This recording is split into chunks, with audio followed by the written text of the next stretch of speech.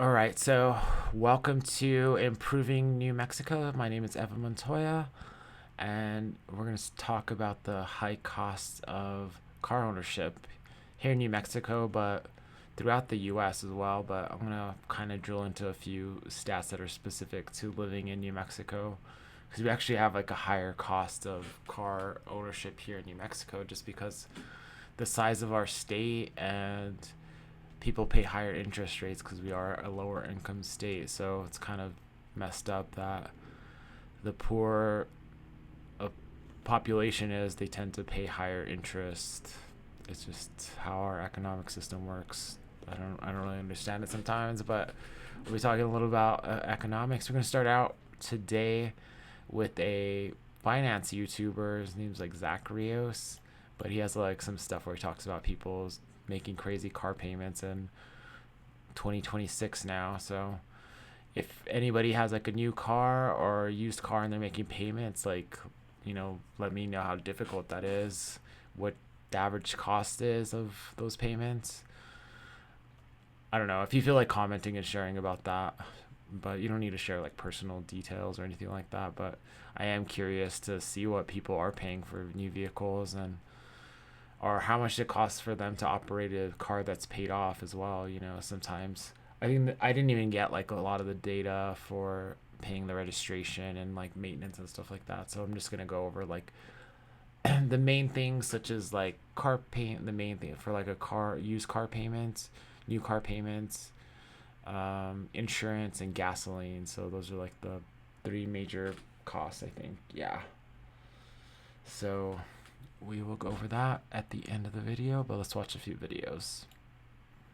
Today's world. Prices of vehicles are only getting higher and higher, which in turn makes these car payments even worse. We have a ton of stuff to go over today, along with comments from you guys from previous videos. So if you want to be featured on a future video, leave in the comments down below. But let's just jump right into it. What's the highest car payment you've seen? $2,813 a month on a Ram 3500 for 72 months. What is the highest car payment you've seen? $1,751 per month.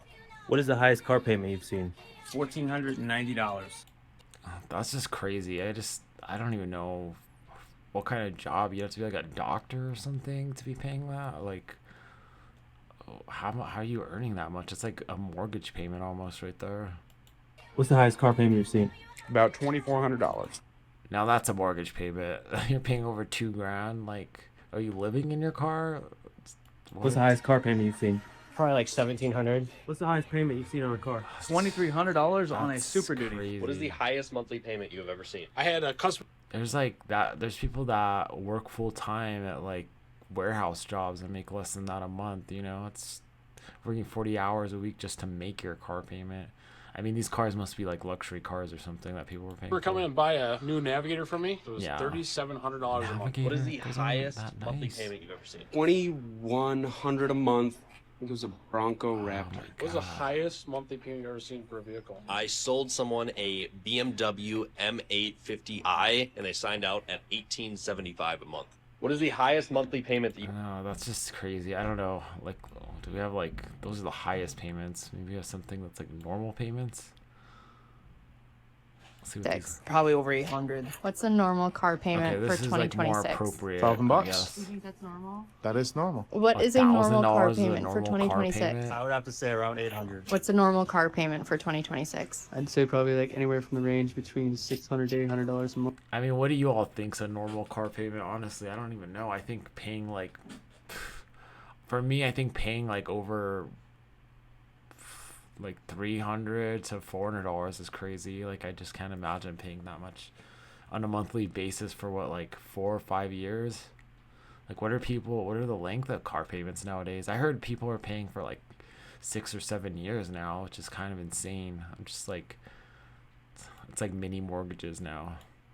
And if you wanted to, you could take a look at the same type of clips uploaded just a few years ago, and the same people were talking about $500 or $600 car payments being normal. Now it's $700, $800, apparently $1,000. And as ridiculous as all of these numbers sound, I guess a majority of people fell for it. When we look at the average American buying a car right now, we know that right now the average car payment for a newly purchased car is $772. If we just stop there for a moment and think, okay, well, $772 and the car payment can't be more than 8% of my monthly gross income, that means you would have to have an income of almost $116,000.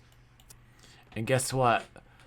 I actually looked up the average income of like a worker here in New Mexico, someone who's a working age. I didn't go over the medium household because I'm an individual, so I kind of wanted to just get like what the average worker was making in New Mexico. And I think for, what did I write down here, for 2024, I think it was like 45K. So it was a couple years ago, but I don't, even if I like added like an extra like 2 or 3 grand, let's say 48K, or even rounded up to 50K, like they're not making that payment that's of $700. That's crazy. For a $772 car payment to make sense. And we know that the average American does not make $116,000. So right out of the gate, we've kind of blown it up. Well, we continue going down. The average loan term right now, almost 70 months. It's like twice what we said. And those term lengths really do crazy. 70 months. That's insane. That's like what, like 6, I don't even know. That's like 6 years, right? Yeah. I'm trying to do the math in my head. Almost 6 years. Cut down some of the comments when we're talking about the very high payments. Some people just believe that a majority of these loans are for 3 or 4 years. That's why the payments are $800 or $1,000. But a vast majority of the time, that's not the case. We see 72 months all the time, even 84 now. And if we keep on track with the way things going, in just a few years, we'll be seeing 100+ months easily. And with those stats we just looked at, people are already overreaching when it comes to their car payments now. It's just going to get worse. We got a comment from you guys right here. I watch these videos and wonder where are the parents to stop the younger ones from getting scammed like this, only to realize the parents are probably in a similar situation. And I know some people watch these videos. Yeah, this just sounds predatory to me. I'm like, how could you sell somebody something they really can't afford? Like, honestly, it doesn't seem right to me. Like, how do they even qualify for these loans? Is pure entertainment, but for others, I hope you learn a thing or two, especially if you're not a car person, because if you have no knowledge of this whole industry and you walk into a dealership, you could 100% be taken advantage of. I got the pictures of your Highlander that you were trying to sell. Just give me a little bit of an update. He made me open a credit card according.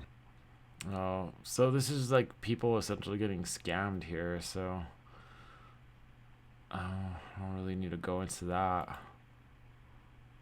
Our culture, I'm not talking about buying sports cars or supercars. It could just be getting the latest and greatest SUV. And a lot of social media tries to convince you that that's okay. Girl Math is buying a $73,000 car because I didn't want to spend $5,000 on repairing. Yeah, I mean, even owning an old car and making those payments, you know, it's like, it's hard. Sometimes you get in a situation where your car needs a lot of work and it's hard to figure out whether it's worth buying a new one or putting money into an old one, because I've definitely had situations where it's like I just had to start from scratch, you know. It becomes like a money pit. You fix one thing and then you end up having it goes from like a few $100 to a few $1,000 pretty fast, to where it's like nearly 5K to 10K, you know. So, and it's hard when you don't have that kind of money lying around, you know.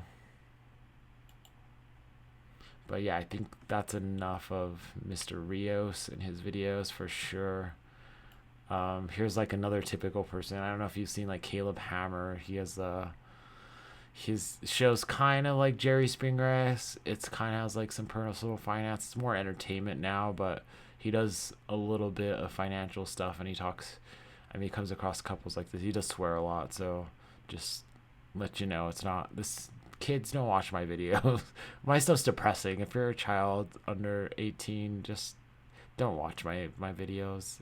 You'll be sad. Possibly owe $46,227. I have a 23 Jeep Gladiator Mojave.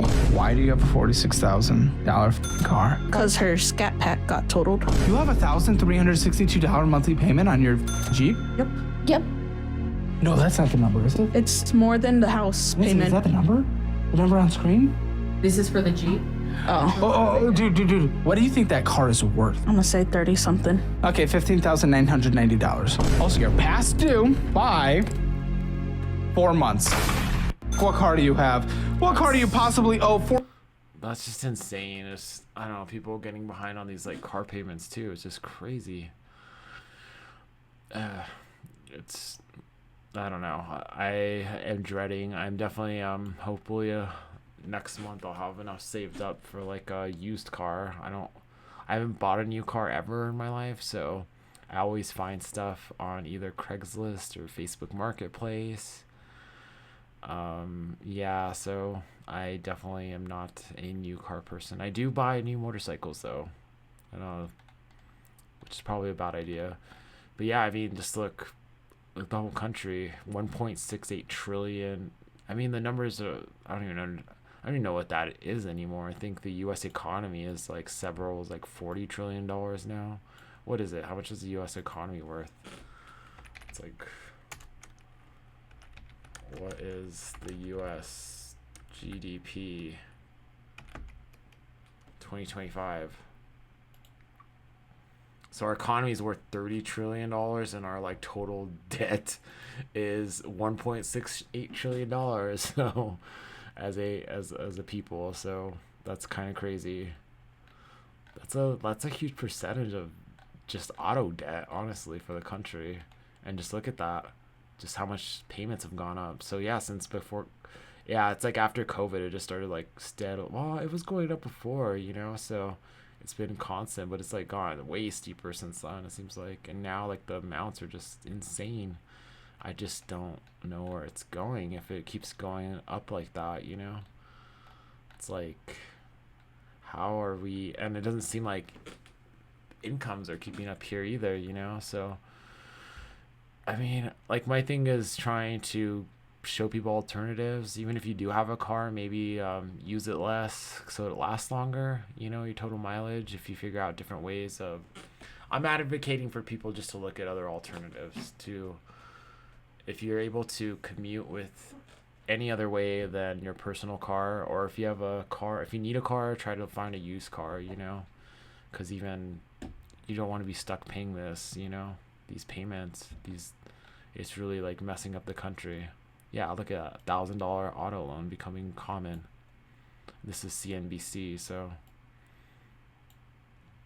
And so we'll go to New Mexico in particular. So I mean, these are some of the averages of people saying Southwest buying half-ton trucks to work at Dollar General and deliver DoorDash. Yeah, and that's another thing I think they've really been pushing on us, the auto industry, is the big trucks and SUVs for people who don't really need them.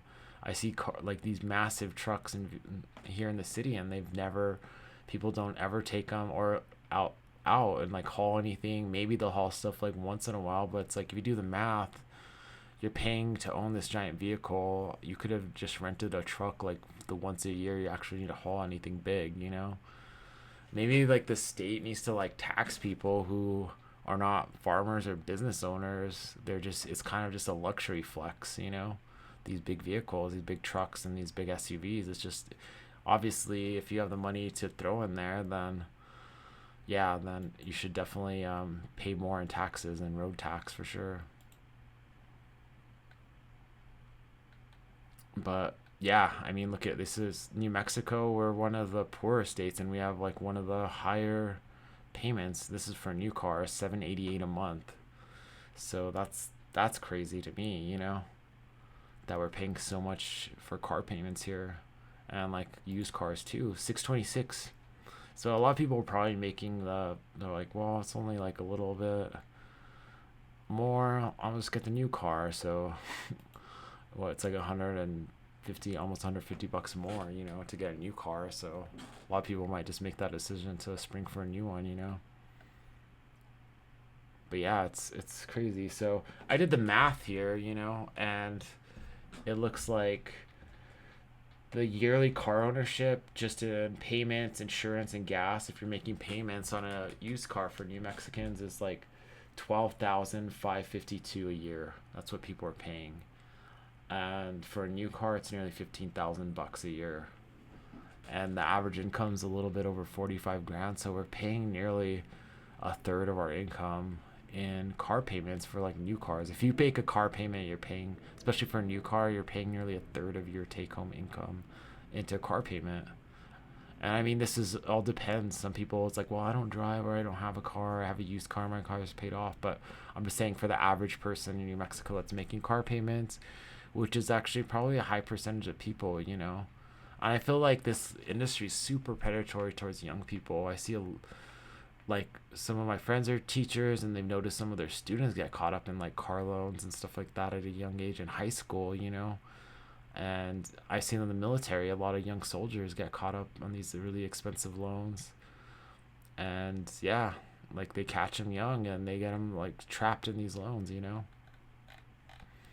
I mean, too, just like the insurance.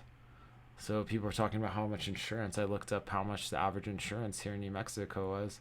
I mean, these people, it all depends too. Insurance is kind of like, you could pay it off like in big chunks. So if you pay off for like 6 months to a year, you get a lower rate. But also it depends on like it depends on how old you are, whether you've had, you know, crashes, accidents, etc., you know, if you're a safe driver. And yeah, so this website NerdWallet was actually able to look up all the individual states. So I could have sworn I saw like one for New Mexico, most expensive states. We were up there, but I mean, New Mexico, people were paying $2,200 a year for insurance, you know. And this is the rate for full coverage insurance for 35-year-old driver, good credit, no recent accidents, DUIs, or traffic violations. So yeah, a lot of people are not that. So I've heard of stories of young people paying, you know, $200 to $300 a month for car insurance. So that's like nearly like $3,600 a year, $30,000, you know, $2,400 to $3,600. So it is a lot of money. It's a lot, you know. So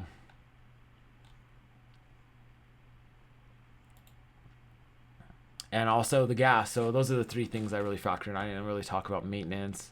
So if you have like a higher end vehicle, maintenance for that is difficult, or it's not difficult, but I guess it's difficult for you to do it because you just take it to the shop for like specialty service, because there's specialty parts for like foreign imported stuff, and it's just more expensive. But also like gasoline too, you know. So this is what in April 2026, this is what the average person was spending on gasoline per month, you know. So people were looking at $236. And nowadays, like, there's some people with these big vehicles, that's like almost a fill up nowadays. And it's only gonna get worse because we are currently at war with Iran, and the whole oil supply, the whole world is actually getting kind of disrupted right now, to say the least, you know. So we are not doing well, you know. And this is based on state gas prices for average miles per driver state, 25.6 miles per gallon fuel efficiency. So I think our like fuel efficiency has gone down a lot. So but yeah, it's a lot, you know, paying that much for gas every month, you know. $236. And I was curious about this, you know, given that all the stuff that's happening with Iran and what's going to happen if gas goes up to $200 a barrel. So people were thinking that, you know, it could hit like $6 to $8.50 per gallon. So let's just say $7. We'll split the difference. We'll say $7 a gallon. So that monthly things is going to nearly double. So people are going to be paying like, you know, $500 a month on gasoline alone almost. And that, yeah, it's going to be crazy. That's a lot, you know. It's a lot for fuel. And yeah, I looked up the stats for New Mexico as far as like, so this is 2024, the average worker here in New Mexico is making, or the median worker. So this is like the person dead in the middle, you know. This is the most accurate because just statistically, this is the most accurate way of looking what the average Joe is making in New Mexico. So it's about 45,000. Well, 46K, I guess. But like I said, this is from 2 years ago. So even if we like add some inflation to it, and it's like about probably like 48 to 50, you know, that's still like showing that we're paying like nearly a third of our income. If you have a new car loan, you're paying nearly a third of your income for that new car, you know. And that's not even including like tires, maintenance, all the other stuff that goes with it, and all the, they have a bunch of stuff you could get for your car now. New cars, you have to get like subscriptions for random things now. So I looked up the GDP of the U.S. But yeah, I mean, car ownership is crazy. Like, I think that's like one of the big things. Is just like a lot. I just don't want people here in New Mexico getting stuck having to pay these high costs, and we need to figure out a better way. And this is just on a personal level, I'm not talking about how much we're paying in taxes to maintain the roads, how much we're paying in taxes to like build new stuff, new infrastructure for cars as well, so those are like two different things. Also the social costs we're paying in like pedestrians, crashes, deaths, also like our health effects for driving so much, because it makes us more unhealthy because we're not getting enough exercise because we end up driving everywhere. And also the health from having to breathe in all the pollution from the vehicles as well, which it's not as bad in New Mexico. I mean, there are some days here in the city where it kind of, if it's like stagnant air, it kind of gets kind of nasty, especially in the winter. You get those inversions and people are like burning and stuff like that. The air is kind of gross. So we do get some like bad air days here in Albuquerque and parts of New Mexico in the valley. I mean, it's not as like concentrated as places like Los Angeles, but it does have an effect on people. Definitely, there's been studies where it shows that it affects like children's lung development and stuff. It's increasing kids getting different problems with their lungs, so it's not good to have all that pollution, especially like concentrated here in the cities. Maybe like in rural areas it's not as big of a deal, I feel like we still need to work with our rural areas to develop more ways of getting around, because there's like a lot of older folks that are kind of trapped out there who don't have access to a lot of resources, and we need to like work with those people in the rural areas to develop different ways of getting around out there too, because people are getting older and they're not going to be able to drive these long distances, to get to where they need to go, because a lot of times people need to get to Albuquerque to go see a medical specialist or go pick up some item or something at a specialty shop that they go to for their business, or just to go shopping and stuff, or go eat somewhere different, because there's a whole lot of options in the rest of our state for like food and events and music and just cultural stuff. So a lot of people have to drive long distances to come to Albuquerque or go down to El Paso or different cities in the state, so we definitely need to work. I don't know, like all these situations is even worse, I think, for like the rural areas, because they pay like a lot more to get around, and it's just expensive to live like in rural New Mexico in a lot of ways, like having to maintain your vehicles out there and stuff, and just getting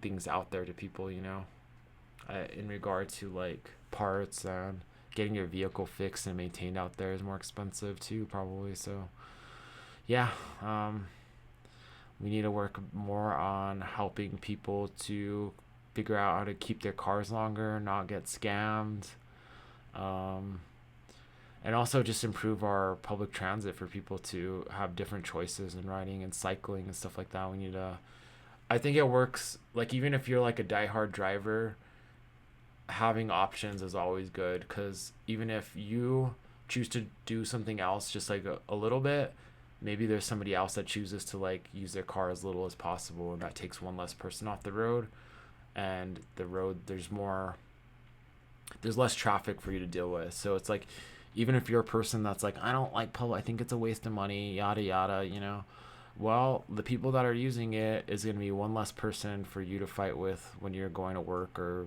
going from place to place too. So just think of public transit as a way of paying a tax to pay for traffic control, and making like the driving environment a little bit easier for you too, so that's the way I see it, and yeah, I like, please comment too, and like, what do you think we can do to help reduce the costs here of transport?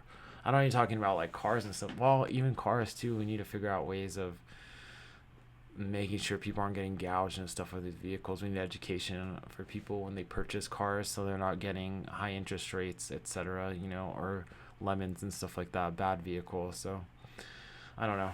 A lot of different ideas, but please comment. This is like a big, I think today's video, I really want a lot of comments and see what's going on here as far as the cost of vehicles, what they're paying for maintaining it, what you guys are paying in like loans and stuff like that. I'm just really curious about what's going on with ordinary drivers here in New Mexico, here in Albuquerque, throughout the state, you know. So all right, well, please like, share, subscribe. I'd really appreciate it, and thank you so much.